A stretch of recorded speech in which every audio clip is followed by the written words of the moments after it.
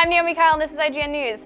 Kraven the Hunter might stalk the web-slinger on the silver screen in Marvel's Spider-Man reboot, according to a new rumor. Rogue Hollywood claims Sony Vice President of Creative Affairs Karen Moy recently purchased a copy of the comic Kraven's Last Hunt on Amazon. The site suggests this may signal that Sony is researching Kraven, aka Sergei Kravenov, as a possible villain for the upcoming Spidey film, since Moy oversees the studio's story development. Previously, rumors swirled that Vulture and Scorpion would serve as Spider-Man's foes in the reboot film.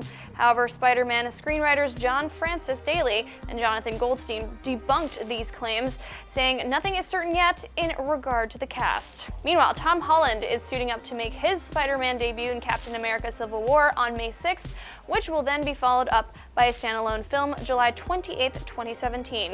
For more on Spidey and for all your Marvel movie news, stay tuned to IGN.